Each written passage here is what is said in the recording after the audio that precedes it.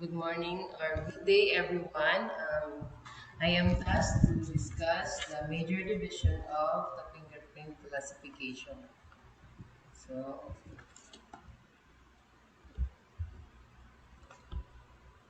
the major division is quite similar in derivation to subsecondary classification, though it applies only on thumbs, both thumbs, the left and the right thumbs.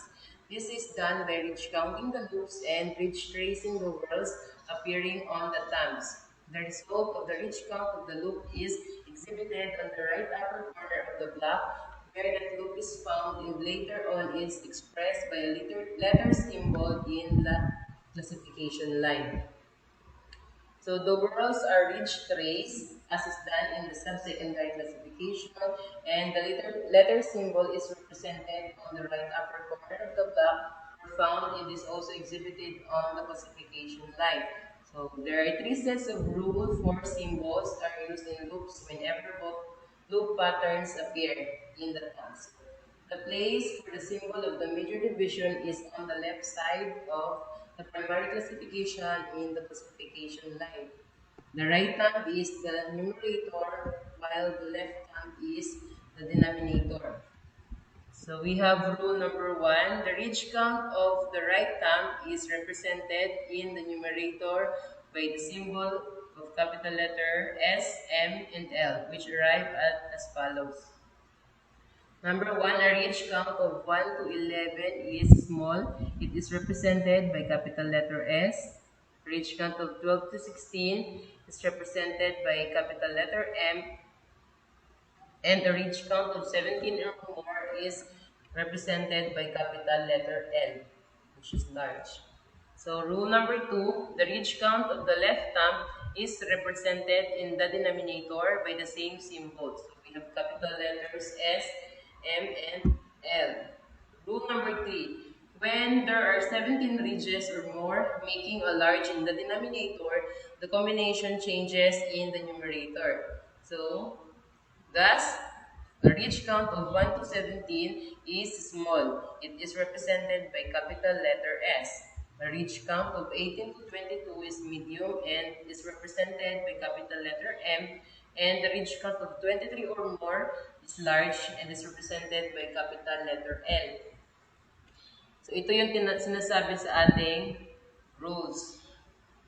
Uunahin natin always kapag magkano tayo natin major division is yung ating denominator which is the left thumb. Kapag pattern siya, una nating i-ridge count is the left thumb or the denominator. So kapag ang ating denominator is 1 to 11, small yun siya. So ang magiging numerator natin is based dito sa corresponding numbers na small, medium, and large. So same siya sa medium. So which is, kung ang ating denominator is 12 to 16 ridge count, ang ating numerator will be the same sa rule ng sa small.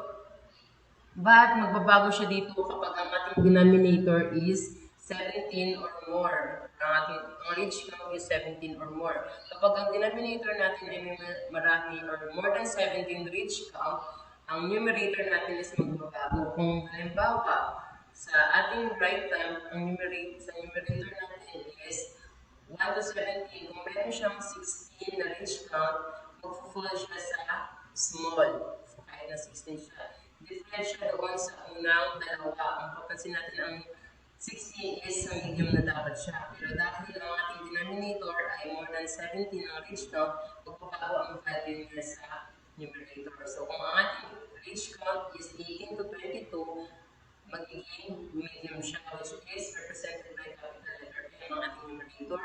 And if it is 23 or more ang ridge count, ito ay represent ng capital letter L, which is large. So moral values, moral traces are represented in capital letter I, which is inner, M, meeting, and O, which is outer. Following are the respective values. Meeting 0, 1, or 2 ridges inside or outside the delta, the right delta. Inner 3 or more inside the right delta, and outer 3 or more outside the right delta. So yung kanina, yung sa small, medium, large is for loop pattern lang siya. A whorl naman is IMO ang ating magiging representation sa classification type. So, major classification for scarred and amputated fingers. So, there are various rules that are needed to address while interpreting the classification of scarred and amputated finger edges. Let's have a look at one. So, we have first scarred fingerprints. The following table is only used for the evaluating value of major classification of scarred fingerprints. So we have possible rule number one, if the impression is fully disfigured, the patterns from corresponding opposite thumb ang kukunin. So rule number two, partially scarred with possible known pattern type but inconclusive ridge count or ridge trace. We will first, if the same, so kung the same ang kanilang pattern sa opposite thumb, ridge count or ridge trace the value of the opposite thumb. So yun din yung magiging value ng other thumb.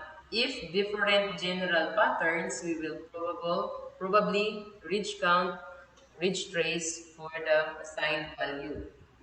So next, rule number three, partially scarred with inconclusive patterns, if it is whirl or loop, but possible ridge count or ridge trace.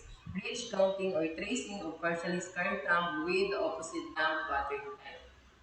Rule number four, both corresponding opposite thumbs are fully disfigured kung hindi talaga siya makikita or hindi siya readable. Whirls pattern with mid-trace values. So capital letters M over M. Note, if the thumb has a bandage, prints are taken after healing. If healing leads to scars, the values are given by the above stated rules. So, kung ano yung rules na nabanggit, yun yung ating susundin. So, next, we have amputated fingers. The following table is strictly for classifying major division values for amputated fingers. Possible rule, we have rule number one, amputated thumb. Patterns from corresponding opposite thumbs. So, same lang rin yung rule nito sa scarred fingerprints. So, rule number two, both thumbs are amputated. So, ang word pattern with mid-trace value ay capital letters M over M.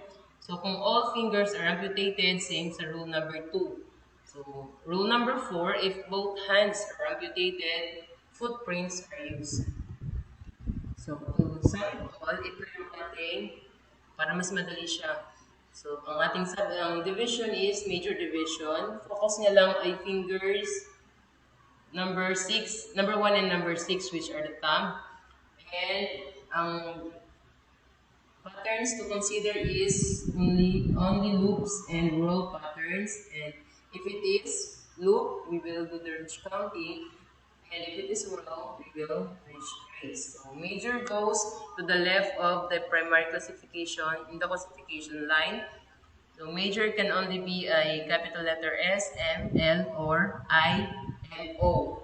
If the print is overall, bring up the tracing, and if the print is a loop, we will do the ridge counting, and the right thumb is the numerator, and the left thumb is the denominator. So, in addition, if the patterns found in both thumbs are arch, canted arch, or plain arch, so the major division would be represented by a dash in the classification type. Kasi hindi siya applicable sa arch patterns.